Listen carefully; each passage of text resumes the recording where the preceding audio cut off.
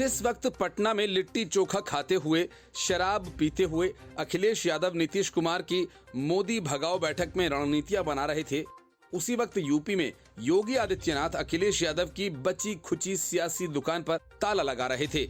योगी न सिर्फ अखिलेश यादव बल्कि कांग्रेस और बीएसपी की दुकानों को भी बंद कर रहे हैं और बीजेपी ने यूपी सहकारिता चुनावों में सारी की सारी सीटें जीत लीं और पूरा विपक्ष सहकारिता चुनाव में बीजेपी प्रदेश अध्यक्ष भूपेंद्र चौधरी और महामंत्री संगठन धर्मपाल की संगठनात्मक क्षमता और सीएम योगी के सुशासन और जीरो टॉलरेंस की नीति के आगे ढेर हो गया।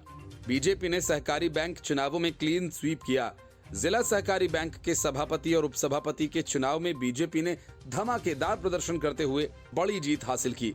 ये सब उस वक्त हुआ जब विपक्षी दल पटना में 2024 में बीजेपी को हराने के लिए आपसी मंत्रणा कर रहे थे। तभी यूपी में हुए सहकारी बैंकों के चुनाव में उन्हें करारी शिकस्त का मुंह देखना पड़ा। उत्तर प्रदेश जिला सहकारी बैंक के सभापति पद की सभी 39 सीटें बीजेपी के खाते में आ गईं।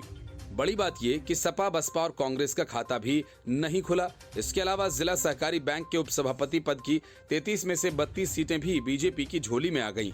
यहाँ भी विपक्ष शून्य पर सिमट रहा है। सहकारिता मंत्री जेपीएस राठौर यूपी भाजपा के चुनावी प्रबंधन के भी इंचार्ज रहे। जेपीएस राठौर चुनावी प्रबंधन में महारथी माने जाते हैं।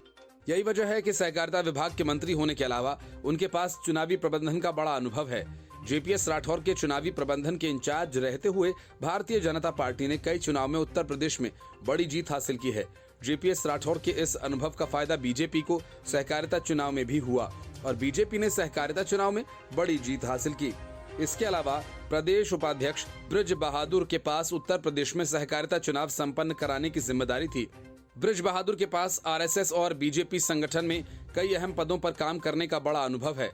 भूपेंद्र चौधरी ने सहकारिता चुनाव को संपन्न कराने की जिम्मेदारी ब्रिज बहादुर को संगठनात्मक रूप से सौंपी थी और इसके बाद ब्रिज बहादुर ने बीजेपी राज्य मुख्यालय में संगठन के अनुभवी पदाधिकारियों का एक वॉर रूम तैयार किया, जिसमें विनय पांडे, मनीष साहनी समेत पदाधिकारियों ने घंटों तक काम किया।